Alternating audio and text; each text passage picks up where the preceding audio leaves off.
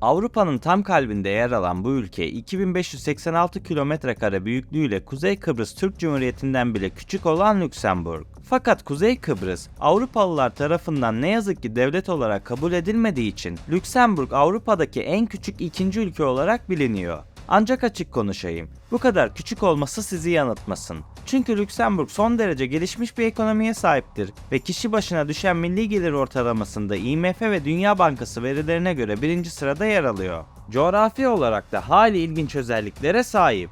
Almanya, Fransa ve Belçika ile çevrili olan bu mikro devlet, 700 bine yakın nüfusuyla Avrupa'nın en az nüfuslu ülkelerinden birisi olsa da Avrupa Birliği'nin başkentlerinden birisi konumunda ve Avrupa Adalet Divanı'na ev sahipliği yapıyor. Bu yönüyle Avrupa için hali kritik öneme sahip olduklarını söyleyebilirim.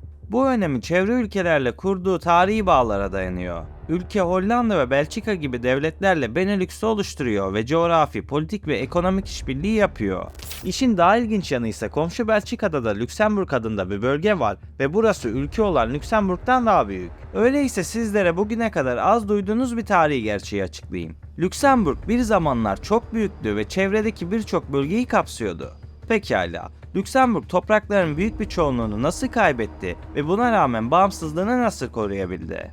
Öncesinde sizden küçük bir ricam var. Kanal her ne kadar 50 bin aboneye ulaşmış olsa da son aylarda küçük bir düşüş yaşıyor. Bildirimlerinizi açarak, videoyu beğenerek ve eğer abone değilsen abone olarak bana katkıda bulunabilirsin. Videoya 2500 beğeni gelir mi? İlk olarak Lüksemburg'un kuruluşuna gidelim. Bu küçük devlet 963 yılında kuruldu. Kuruldu demek ne kadar doğru emin olamadım. Çünkü gerçek anlamda burası satın alındı. İkinci Siegfried'in Lucilenburg kalesini satın almasıyla yeni bir kontluk ortaya çıktı. Kale daha sonra tüm ülkeye adını verdi ve bu soya dayananlar kendilerini Lüksemburg kontları demeye başladı. Uzun yıllar boyunca Kutsal Roma İmparatorluğu'nun bir parçası olarak kaldılar ve yüzyıllar boyunca önem ve güce sahip oldular. Ancak bir süre sonra çevre kontluklar tarafından yutulmamak için genişleme fikirleri yükselmeye başladı. 13. yüzyılın sonunda Lüksemburg kontları önemli bir bölgede hüküm sürüyordu. Aile o kadar güçlüydü ki Lüksemburg soyundan gelen 7. Henrik'in 1308 yılında Kutsal Roma İmparatorluğu'nun ve tüm Alman ulusunun imparatoru seçilmesiyle Lüksemburg gücünün zirvesine ulaşmıştı. 2 yıl sonra oğlu Juan, bugünün Çekyası, o zamanın Bohemya'sının kralı oldu. Lüksemburg hanedanlığı bu süreçten sonra Orta Çağ boyunca 4 Kutsal Roma İmparatoru daha çıkardı. Fakat bu hızlı yükselişin ardından hızlı bir düşüş yaşandı. Bu düşüşe sebep olan şey ise 1437'de hükümdar Sigismund'un çocuk sahibi olmadan ölmesiydi. Bu durum Lüksemburg için yükseliş döneminin sonu anlamına geliyordu. Bölge 1443'te Bourbon hanedanının eline geçtikten kısa bir süre sonra gerçekleşen evliliklerle Habsburgların kontrolüne geçti. Bu dönemden sonra Lüksemburg belli başlı özerklik haklarını koruyabilse de çoğunlukla yabancı egemenliği altında kaldı. Merkezi konumu nedeniyle neredeyse tüm büyük Avrupa savaşlarının içerisinde bulundu. Örneğin 30 yıl savaşlarından sonra birçok şehir ve idari bölgeyi Fransa'ya bırakmak zorunda kaldı ve daha sonra da Fransa tarafından tekrar tehdit edildi. Özellikle de yayılmacı bir imparator ve Fransa'nın en uzun süre hüküm süren kralı olan 14. Louis, kısa bir süreliğine de olsa Lüksemburg'un başkentini ele geçirmeyi ve tüm ülkeyi işgal etmeyi başarmıştı. Ancak İspanya'nın baskısıyla bu toprakları geri verdi. Bölgedeki İspanyol egemenliği de sonsuza kadar sürmedi ve İspanyol Veraset Savaşı'nın ardından kontrol bu sefer de Avusturyalıların eline geçti. Basitçe söylemek gerekirse yaklaşık 150 yıllık süreçte Lüksemburg 4 farklı ülkenin kontrolüne girdi. Habsburgların bölünmesiyle önce İspanyolların, sonrasında da Fransızların kontrolüne geçti. 1815'e kadar Fransız egemenliği altında kalan ülke, Viyana Kongresi'nde bağımsız büyük bir dukalık olarak Hollanda'ya geçti. Böylece okullarda Hollandaca öğretilmeye ve yönetim Hollanda modeline göre yeniden yapılandırmaya başlandı. Bu durum Viyana Kongresi'nde Hollandalıların eline geçen komşu Belçika için de benzer şekilde ilerliyordu. Fakat 1830 yılında Belçika devrimi gerçekleşti. Çok geçmeden Lüksemburg da bu devrime katıldı. Ancak Belçika tam bağımsızlığını ve egemenliğini kazanırken Lüksemburg için durum yine farklı gelişti. Çünkü bu devrimle birlikte ülke yeniden bölünmüştü. 1839 Londra Anlaşması'yla Lüksemburg'un bölünmesi resmiyet kazandı. Batıda bulunan ve çoğunlukla Fransızca konuşulan kısım Belçika'ya verilirken daha küçük ama çoğunlukla Almanca konuşulan doğu kısmı ise bağımsız bir dukalık olarak teyit edildi. Bu garip durum bize günümüzde neden Belçika sınırları içerisinde Lüksemburg adında bir eyalet olduğunu açıklıyor. Lüksemburg günümüzde 2586 km² yüz ölçümüne sahipken Belçika'daki Lüksemburg toprakları 4459 km² büyüklüğe sahip. Yani bu bölünme 3 Lüksemburg'un ikisini Belçika'ya vermiş durumda. Bu olayların ardından Lüksemburg daha sonra Alman Konfederasyonu'na katılma hakkı kazandı. Ancak yine de yabancı kontrolü altında kalmaya devam etti. Komşularının genişleme çabalarına karşı kendini savunmak için anlaşma imzalayarak kalıcı olarak tarafsız olmayı tercih etti. Bu tarafsızlık Avrupa'nın büyük güçleri olan Prusya, Avusturya, Fransa, Büyük Britanya ve Rusya tarafından garanti edildi. Böylece bu güçler Lüksemburg'un toprak bütünlüğüne saygı duyma ve koruma yükümlülüğü altına girdi. Hatta Fransa-Prusya Savaşı sırasında Kuzey Almanya Konfederasyonu Lüksemburg'un bu tarafsızlığına saygı gösterdi ve böylece ne Fransa ne de Almanya burayı işgal etti. Ancak 1. Dünya Savaşı yaklaşınca işler değişti. Ağustos 1914'te Almanya İmparatorluğu Fransa'yı yenmek için Lüksemburg'u işgal ederek tarafsızlığını ihlal etti.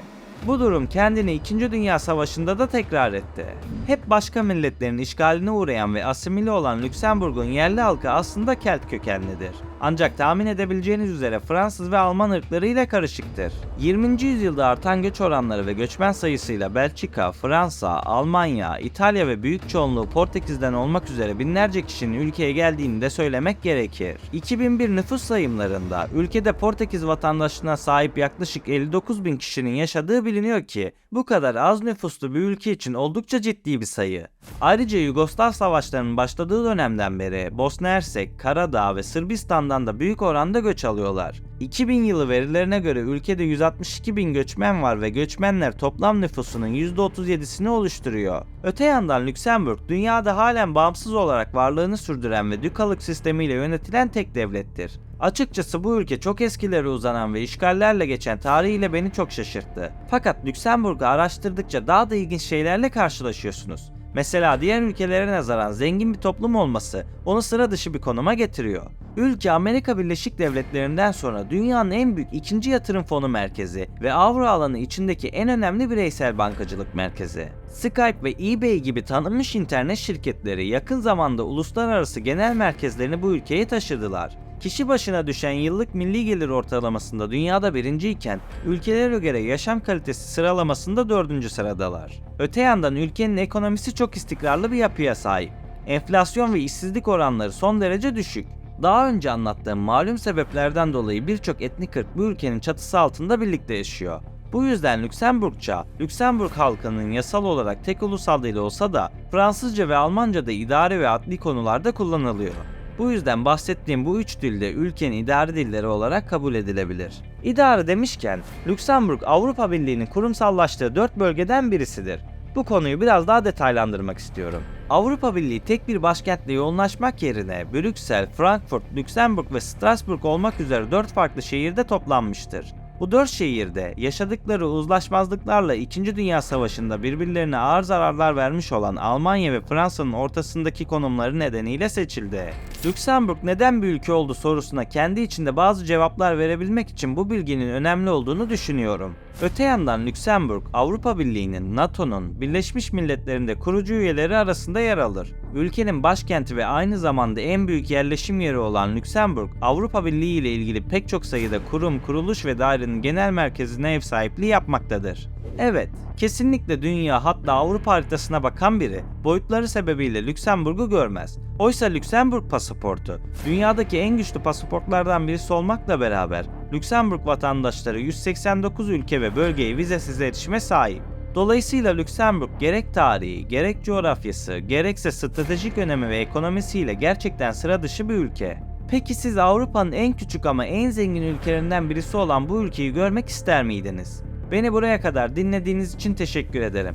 Videoyu beğenmeyi ve kanala abone olarak beni desteklemeyi unutmayın. Bir sonraki videoda görüşmek üzere. Kendinize iyi bakın, sağlıkla ve barışta kalın.